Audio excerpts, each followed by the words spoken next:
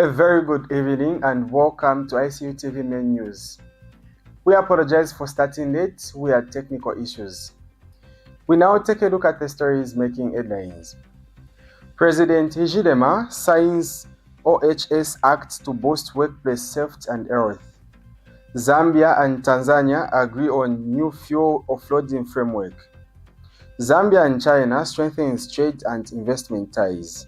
In international news, U.S. judge restricts ICE response to Minneapolis protesters. In sports news, Zambia Futsal team ready for Afcon qualifiers.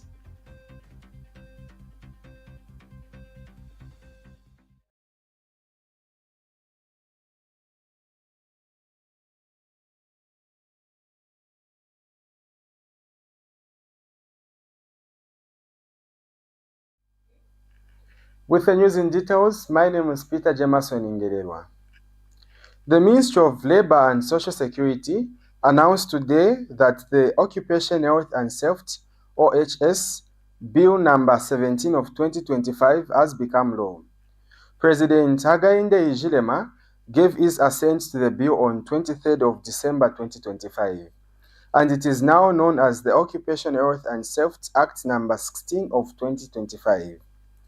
The new legislation marks a major step in strengthening occupation, safety and health standards in workplaces nationwide. The Act enables the Occupation Health and Safety Institute to expand occupation health service to every sector of the economy. Previously, such services had been focused mainly on the mining industry since 1945. Leaving workers in other industries without sufficient protection against occupational diseases. The Act mandates the formation of workplace health and safety committees with equal representation of employers and employees, and it enhances enforcement through authorized officers. Permanent Secretary of the Ministry of Labor and Social Security, Zakaria Luhanga, has called on the Occupation Health and Safety Institute to implement the new OHS Act in line with the National Development Goals and International Occupational Safety and Health Standards. Zambia and Tanzania have agreed on a new fuel offloading framework aimed at ensuring a steady supply of petrol and diesel, reducing logistic costs and preventing fuel shortages that have previously disrupted transport and business activities. The agreement, which was approved by Cabinet in the late 2025, will be implemented as a pilot project to test a bulk fuel importation model before it is rolled out at full scale. The framework follows detailed assessment of Zambia's fuel consumption levels and supply chains risks. Zambia Sugar plc has hit a major milestone, achieving 1 billion in market capitalization on the Lusaka Security Exchange (LUSE). The achievement was marked with a bell-ringing ceremony at Sarova Hotel in Lusaka on Friday. Board chairperson Rosetta Chavara praised the company for the feat, noting it's the first outside the energy and mining sectors and 30 years after Zambia Sugar listed on LUSE. She thanked shareholders and thanked participants for trusting the brand. Chavara attributed the success to Zambia Sugar's investment in expanding power production, improving production capacity, and introducing new irrigation technology. Government has expressed appreciation for Chinese investment in Zambia, citing its contribution to the country's economic development, commerce, trade and industry. Minister Chipoka Mlenga says Chinese companies have expanded investment in key sectors like energy, agriculture, mining, and health, strengthening cooperation and boosting trade between Zambia and China. Mlenga assured investors that government remains committed to creating a conducive environment for investment, supporting sustained growth in trade.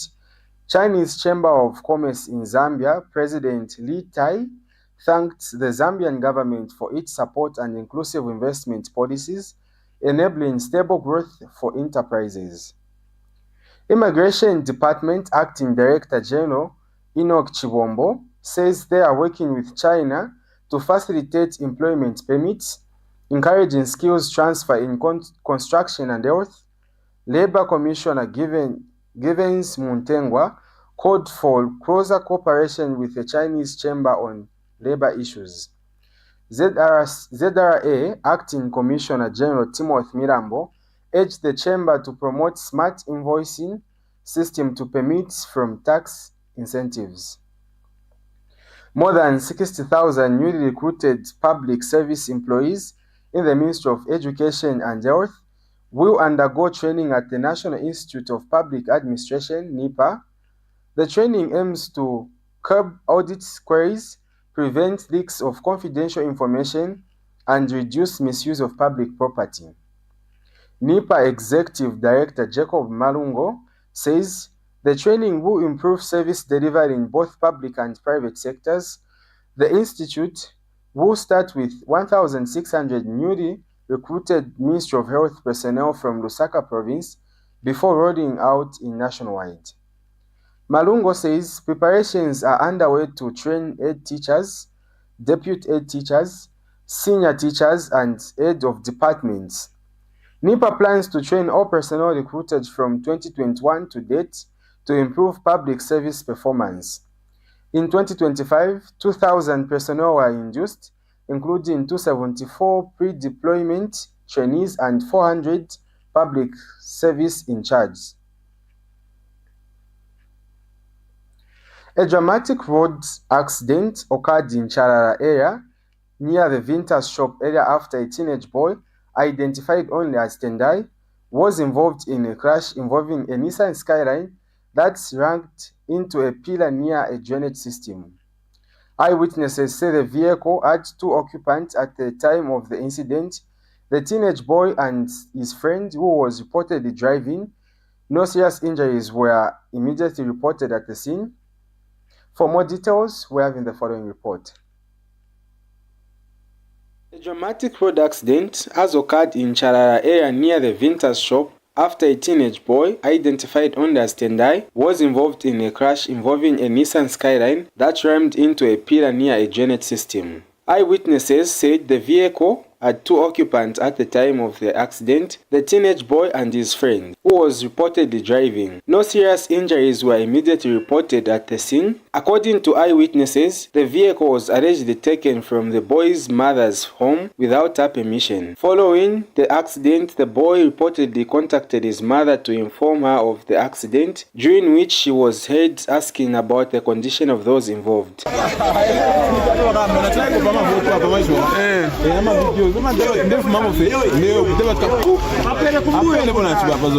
Before the arrival of the law enforcement officers, members of the public assisted the boy in removing the vehicle from the drainage system and moving it to a nearby road. The Nissan Skyline was successfully removed and both occupants remained at the scene awaiting the arrival of the boy's mother. Authorities has not yet issued an official statement regarding the cause of the accident by the time of the reporting. Peter Ngelelwa, reporting for ICU TV News in Lusaka.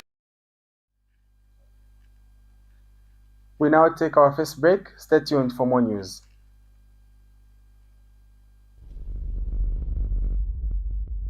The Information and Communications University is complementing government effort in promoting legal and safe mining for all Zambians. ICU is offering a short practical training course to artisanal and small-scale miners and those who intend to venture into mining. This training covers identification of rocks and minerals, mining operations and equipment, health and safety in mining, environmental protection, licensing and compliance. Qualifications: National Registration Card NRC. Apply now at www.icuzambia.net. For more information, contact the ICU School of Mines, Department of Artisanal and Small-Scale Mining at +260 763 302 596 or +260 973 263 492. For analysis of mineral samples, contact the ICU School of Mines Laboratory at +260 973 263 492 or +260 977 833 434.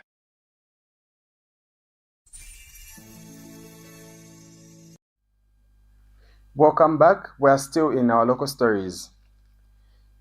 A family in Kankata district, southern province, is shocked after a small brown coffin was found at the gate of the farm number 193 in Momberera area under Chief Naruma's chiefdom. The coffin has suspected charms on top and was discovered early morning with the gate wide open. The 47-year-old Kelvin Momberera was alerted to the discovery. Police say 68-year-old John Namkulungu, a worker at the farm, and 20-year-old Sesetu Momberera woke up around 05 hours and began sweeping the veranda. Sesetu noticed the coffin near the gate and informed others. Police were alerted and found a black cloth inside the coffin. The coffin was taken to Chikankata police station for investigations, and an inquiry file has been opened. Investigations are ongoing. We now take a very short break. When we're back, it's international and sports news. Stay tuned for more news. Welcome to the Zambia Research and Development Center, an institution dedicated to national development through capacity building and community development. Established in 2007 by a group of professionals and lecturers, ZRDC has since become a hub of research and innovation in the country. Registered with the Ministry of Home Affairs under the Registrar of Societies, ZRDC pursues cutting-edge research to address pressing social and economic challenges. Get involved. ZRDC engages in activities that stimulate international collaboration, promote knowledge sharing, and make research expertise available to decision makers. Our mission at ZRDC is to foster innovation and capacity building for national development. We believe in addressing poverty and underdevelopment through institutional and capacity building, human empowerment, and gender participation.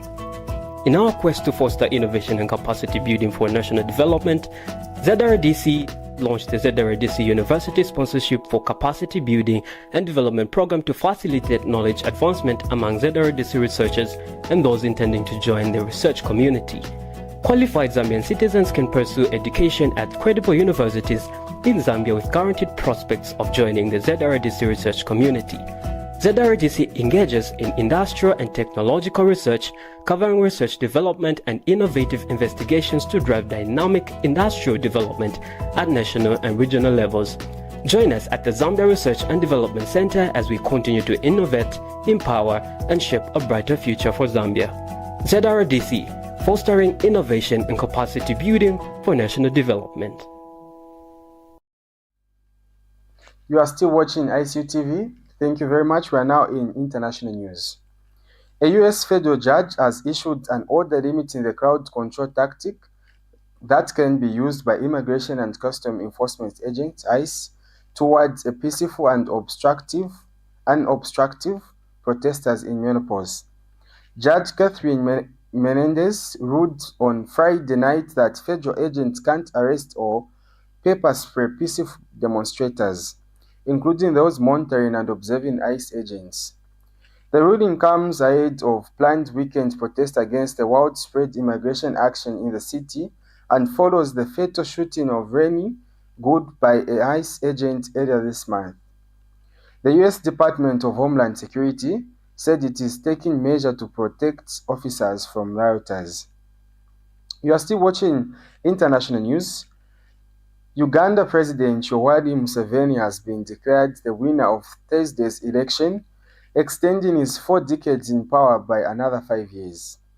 He gained 72% of the vote. The Election Commission announced against 25% his closer challenge Bobi Wine, who has condemned what he described as fake results and ballot stuffing. Wine has not provided any detail and the authorities have not responded to the allegations. But African Union election observers said they saw no evidence of ballot stuffing. Wine has called for non-violent protests. Museveni, 81, first came to power as a rebel leader in 1986, but since then, he has won 7 elections. We now take a very short break. When we're back, it's sports news. Stay tuned. The Information and Communications University is driving the thrill for the nation in research and development. Enroll now for full-time and distance programs in the School of Engineering, Humanities, Business and Education. To apply, visit our website at www.icuzambia.net or call us on +260 211 221 662 or 0966 342 359. Sponsorship is available. Enroll now. Welcome back. We're now in sports news.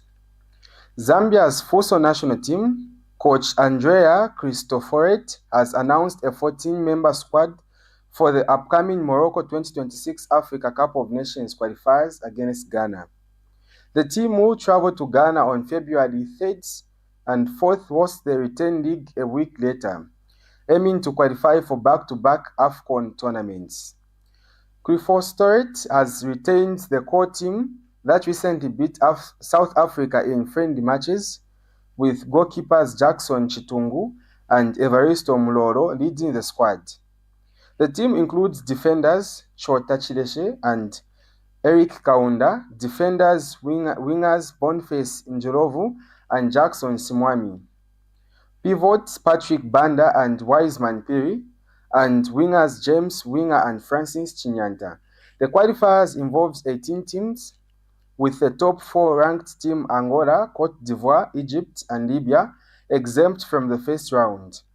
The winners of the second round ties with joint host Morocco at the finals.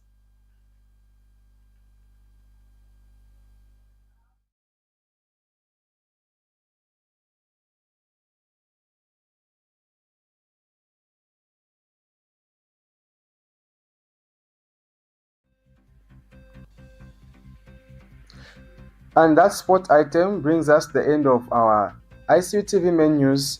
But before we go, we take a quick recap of the news or stories making headlines. President Hichilema signs OHS Act to boost workplace safety and health. Zambia and Tanzania agrees on new fuel offloading framework. Zambia and China strengthen trade and investment ties. In international news, US judge restricts ICE response to menopause protesters. In sports news, Zambia futsal team ready for Afcon qualifiers. Thank you very much for watching ICU TV News. For more news, stay glued to our Facebook page at ICU TV and our website at icuzm.com.